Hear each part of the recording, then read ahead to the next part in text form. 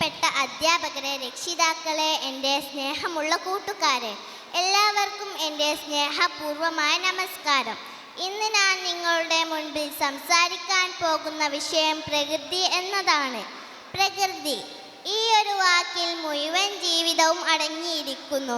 നമ്മൾ കണ്ണു തുറക്കുമ്പോൾ കാണുന്ന സൂര്യപ്രകാശം മുതൽ കണ്ണടയ്ക്കുമ്പോൾ ശ്വസിക്കുന്ന വായു വരെ എല്ലാം പ്രകൃതിയുടെ അദൃശ്യമായ അനുഗ്രഹങ്ങളാണ്. ഒരു നിമിഷം നമുക്ക് ചിന്തിക്കാം. മരങ്ങളില്ലാത്ത ഒരു ഭൂമി, നദികളില്ലാത്ത ഒരു ദേശം, പക്ഷികളുടെ ശബ്ദമില്ലാത്ത ഒരു പുലരി. അത് ജീവിതമാണോ അല്ലെങ്കിൽ നിശബ്ദമായ ശൂന്യതയോ? മരങ്ങൾ ഭൂമിയുടെ ശ്വാസകോശങ്ങളാണ്. അവ നമുക്ക് ജീവിക്കാൻ ആവശ്യമായ ശുദ്ധമായ വായു നൽകുന്നു. വനങ്ങൾ മഴയെ ക്ഷണിക്കുന്നു.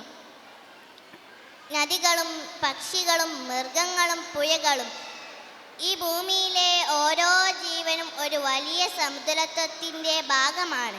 ആ സമുദ്രത്വം തകർന്നാൽ തകരുന്നത് പ്രകൃതിയല്ല, മനുഷ്യൻ്റെ ഭാവിയാണ്. എന്നാൽ പ്രിയ കൂട്ടുകാരെ, ഇന്ന് മനുഷ്യൻ്റെ പ്രകൃതിയുടെ യജമാനനായി മാറിയിരിക്കുന്നു. അവൻ മരങ്ങൾ മുറിക്കുന്നു,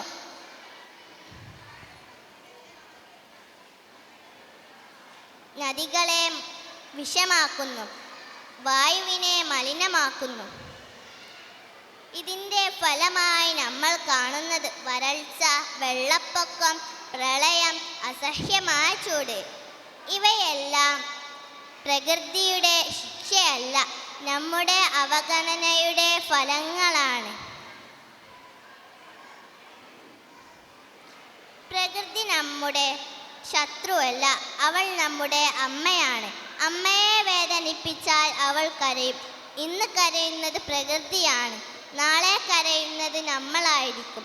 അതുകൊണ്ട് ഇന്നു മുതൽ നമ്മൾ ചെറിയ മാറ്റം തുടങ്ങണം.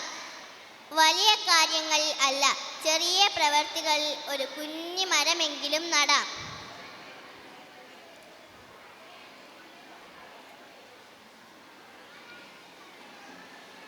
ഓർക്കണം, ഒരു പ്രകൃതി കുഞ്ഞി ശ്രമം നാളെയുടെ വലിയ മാറ്റമാണ്.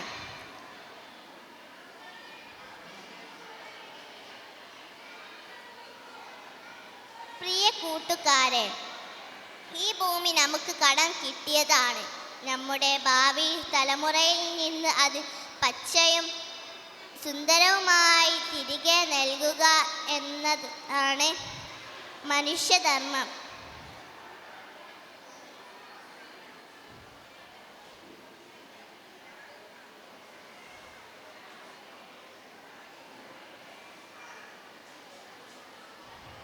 ഇതോടെ എൻ്റെ വാക്കുകൾ അവസാനിപ്പിക്കുന്നു. നന്ദി.